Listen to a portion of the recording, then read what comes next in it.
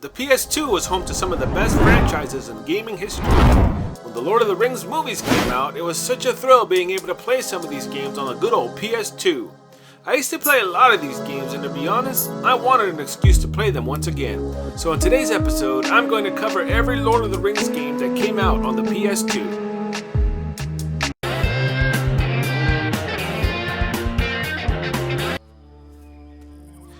I have to admit that my expectations were fairly low going into today's first game. Lord of the Rings Fellowship of the Rings received low scores from reviewers, and it was very much overshadowed by the other games I'm going to be talking about in this episode.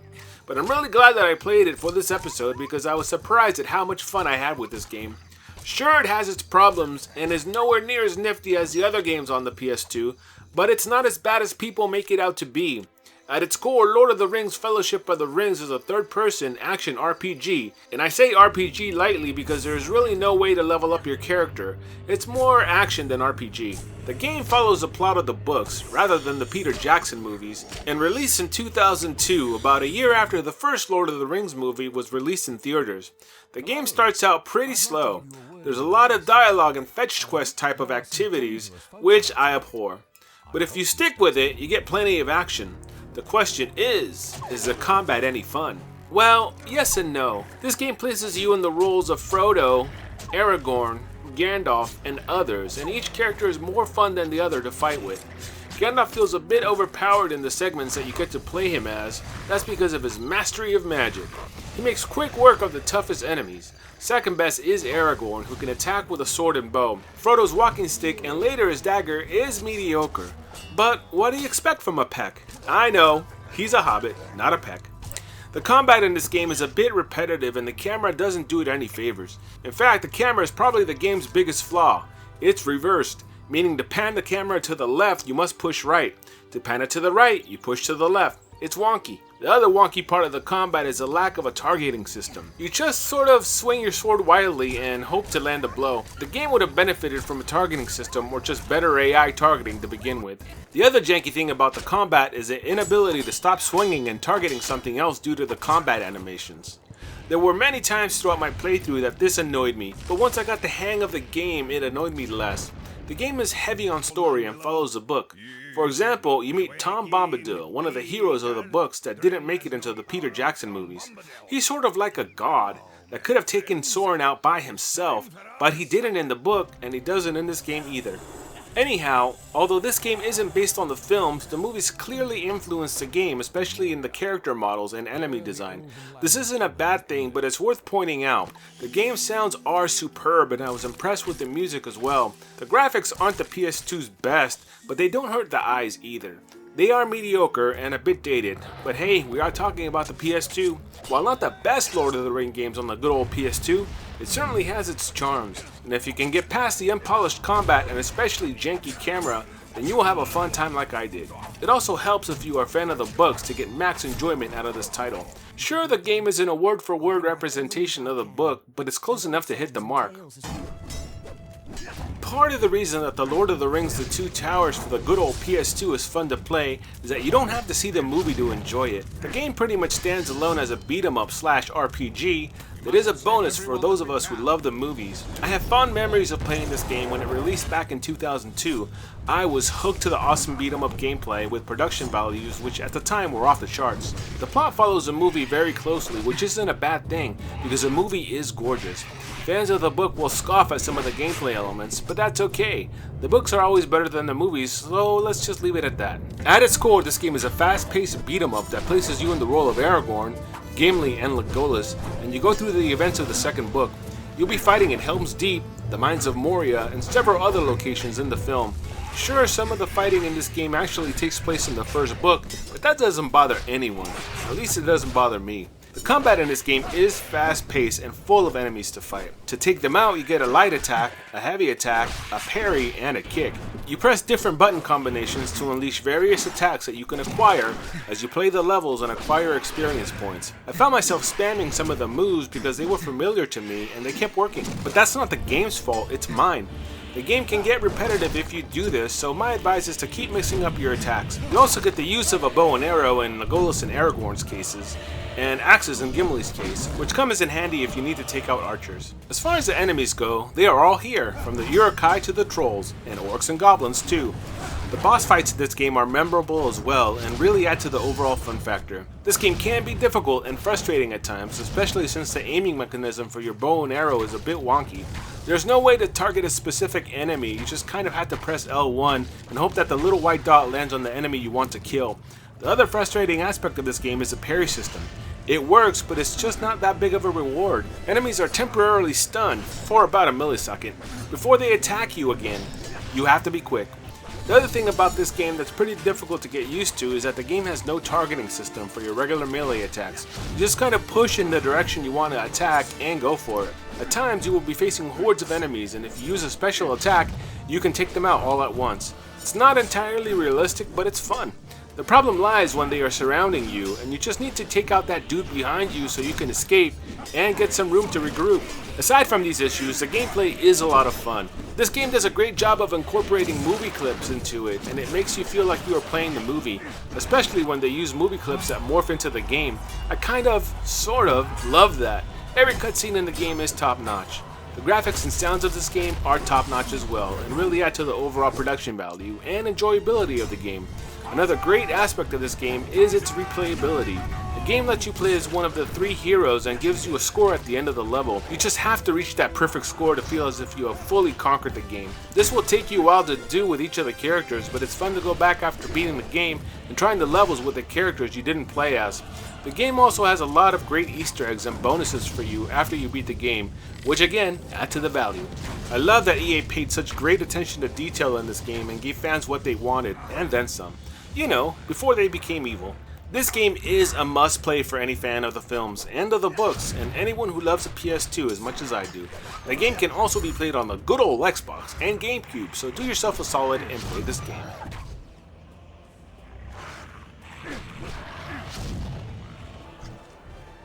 I have to admit, I am not a turn-based RPG guy in the slightest. I used to play them all the time on the NES, but for some reason I stopped playing this sort of game after the excellent Phantasy Star 3 on the almighty Sega Genesis. So revisiting the genre with Lord of the Rings The Third Age made me ask myself why I stopped. Lord of the Rings The Third Age follows the plotline of the excellent films, and you play as a dude named Barethor who embarks on a quest to join your commander Boromir to fight the forces of Sauron. The game's plot runs alongside the film's plot, but it's not a direct adaptation of the movies. In Lord of the Rings The Third Age, you visit some of the same scenes as you do in the film and fight some of the same battles. Along the way, you join forces with a ranger, a dwarf, and an elf, who conspicuously look like the familiar heroes of the film. The combat in this game is similar to games like Final Fantasy and is basically a turn-based system where you attack, use items and magic, and of course you unleash special attacks. The thing I like about the combat is that it pauses between the turns, so you have plenty of time to decide what you want to do. One of the things that put me off about these types of games back in the day, and I'm looking at you Final Fantasy, was the active time battle system in which your enemies can attack you while you plan your attacks. It's like, can't I get a pause in between so I can do other stuff? You know, like get a beer? The battles are random in this game, but they don't happen as often as they do in other RPGs, where every few steps you take you are getting attacked. You run around the world in a third-person action mode that feels a little familiar, especially if you play Two Towers. In this mode, you get to explore the game's world, find chests, and approach plot points that advance the story. Once you get hit with a random battle, the playfield changes and you go into this turn-based combat. As you win battles and level up, you unlock new abilities and attacks. I found it odd though that after almost every battle I had to level up someone in my party. Now, don't get me wrong, I do like leveling up, but something isn't right about having to go into the menu after every single battle and level up my party. It was tedious. In this game, you follow a specific path as you trail behind the Fellowship of the Ring. It's not a big deal, I mean, not every RPG needs to be an open world, so I can't fault the game for that. The game offers missions such as making it to the Mines of Moria, finding elven artifacts, clearing out war dens, and several others in which after completing you are rewarded with experience and items. The game's battle animations are fun to look at and are fitting in a graphical sense of that era of gaming. The voice acting in this game is done pretty well, and the game uses quite a bit of the footage from the movies that you unlock as you progress in the game. The sounds and music in this game are also done very well. While this game isn't my favorite Lord of the Rings game on the PS2, it certainly has some charms and hours of gameplay that will immerse you into the Lord of the Rings world. Lord of the Rings Aragorns Quest is a different twist for the Tolkien games on the PS2. It plays very much like Diablo, although it's not as vicious as that game. This entirely has to do with the game's graphical style. It's cel-shaded, and it contains no blood or anything gory like the Diablo games do. Nevertheless, the game is an overhead action RPG that places you in the role of Aragorn, and it's up to you to play through the game's story. If you're looking to be Legolas, Gimli, or the mighty Gandalf, you are in the wrong game. After all, this game is called Aragorns Quest. But if the aforementioned heroes are also involved, along with the hobbits, isn't it everyone's quest? The game's combat is probably the game's biggest fault, which is a big deal. It's repetitive, and although you do get to use special attacks, they don't feel special at all. Again, I think this has a lot to do with the graphical style this game uses. It would have been a lot cooler if it was more realistic. The game is told through the eyes of Samwise, who recalls his adventure with the Fellowship of the Ring to his children back home in the Hobbiton. There's really not much to this game at all. You wander around, killing enemies, opening chests, crushing barrels, and completing quests and side quests as you play through the game's story. The controls in this game are simple. You get a basic slash attack and a heavy attack, and a parry attack, which is rather worthless. I mean, come on. I rarely landed any of my parries. If you manage to parry at the right moment, you stun your enemies and can move in for the kill, but again, it's so hit or miss. At times during this game, you can knock your enemies down and stun them, but all you can do is look at them while they're stunned, because the game doesn't allow you to hit them for some reason unless you have an arrow and it can shoot it at them. It would have been cooler to have included a kill slash or something that lets you attack them on the ground with your sword. It's just one of the game's combat missteps. Another combat misstep is a lack of a structured combo system. I pretty much spammed the quick attack, heavy attack combo throughout the whole game. It got repetitive really fast. In Aragorn's Quest, you can also attack with a bow and arrow that gets increasingly powerful if you hold down the button, and is useful when enemy archers attempt to assassinate you from afar. As you level up in this game, you acquire action points that can be used to purchase special attacks. The special attacks are assigned to the 4 face buttons that can be executed by pressing R1 and the button assigned to the attack. The game allows you to lock onto your enemies, but I rarely did this. It's the type of game that enemies swarm you at once, so there's really no point to locking on unless you are in a boss fight. The boss fights in this game aren't exactly difficult, you just have to run around and find your opening. Most of them go down pretty easily. The farther you go into this game, the more hit points of damage your enemies do. But your damage doesn't change, unless you find a better weapon. And unlike in Diablo, this game is pretty stingy when it comes to weapons you can use. Much like the combat in this game, the music is extremely repetitive as well. It just loops over and over again. The other thing about it is that it plays this epic battle music, and all you're doing is running around trying to find a jewel or something. It's not like you're in some big battle. Simmer down. Aragorn's Quest is not the best Lord of the Rings game on the PS2 and is really rather mediocre. If you are a die-hard, no-nonsense Lord of the Rings fan that must play every game on the PS2 as I am doing, then give it a go, but everyone else should avoid this game.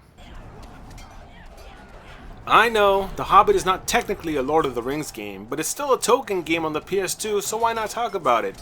I didn't know what to expect from this game. I had read various reviews about it, and the game didn't stand out as something that I needed to play, at least not until this episode. This game follows Tolkien's literature rather than any of the films. As the story goes, you play as the famous Bilbo Baggins, whose life is disrupted by Gandalf.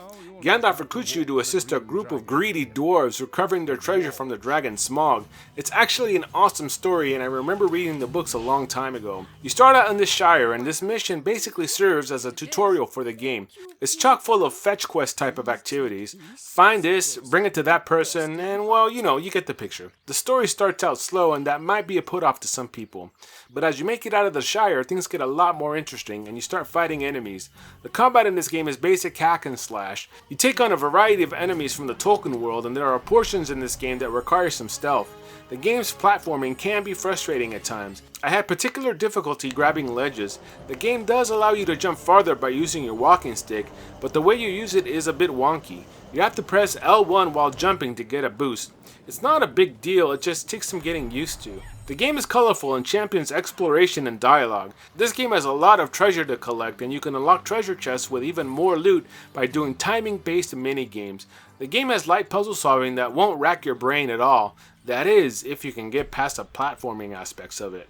As I mentioned, the story in this game is key to its enjoyment, but I felt though that the characters were all a bit lazy. For example, the dwarves are always bitching about one thing or another, expecting you to solve all their problems. In that way, it's not unlike the book. It's like, get off your dwarf ass and do it yourself. I guess you wouldn't be the master thief Bilbo Baggins if it were any other way. In summary, this game has its charms and some frustrating aspects as well, but it's worthy of a playthrough if you like this type of game, and if you like the Lord of the Rings. Last but not least is the definitive Lord of the Rings experience on the PS2. Of course, I'm talking about Lord of the Rings: Return of the King. The game improves on nearly every aspect of the Lord of the Rings Two Towers game and is a joy to play. As you guessed it, the game follows the plot of the film, which of course is based on the movie. In Lord of the Rings: Return of the King, you get to play as Gandalf and the other heroes of the film, and it goes a long way into immersing you into the experience. This is a beat 'em up, a very polished beat 'em up, whose production values, combat, leveling systems, and nearly every other aspect make it a remarkable game. The combat in this game is similar to the combat in Two Towers, except this time you get to use a large variety of combos that you can purchase with your experience points.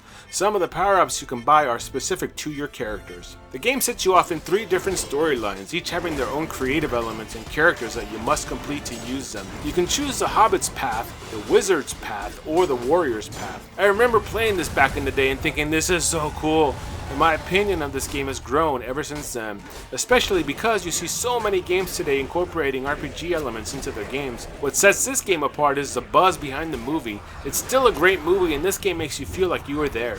The cutscenes, of course, are taken from the films and do a fine job of moving the story along. The enemies in this game are savage and quite the challenge. I remember back in the day never being able to pass this dead king dude. I tried for days to beat him and then finally caught onto his pattern. In this playthrough, he was rather easy to beat, and I wondered what had stumped me so many years ago. The game's replay values are off the charts. You get a score after each stage, and it makes you want to replay the stages to get the perfect score, or to simply play the scenario as a different character. The power-up system in this game is quite awesome. You can either buy the power-up move for all the characters, or you can be greedy and just buy the power-up for yourself. Not being a greedy bastard, I usually purchase the attacks for everyone, except for those character-specific attacks that didn't apply to anyone else. The characters themselves are so much fun to use, and I'm not sure why, but the Hobbits were actually my favorite to play as. Probably because you don't expect much from them combat-wise, but when you take out an orc, it's super satisfying. This game is top-notch in every sense of the word, and it is the best Lord of the Rings game on the PS2. Of course, I should mention that these games also came out on the Xbox, but since we are talking about PS2 games today, I'll just leave it at that. Well, I think that's going to be it for this episode of the Big Retro Show. Let me know in the comments what your favorite Lord of the Rings game is on the PS2. Yes, we smell outside.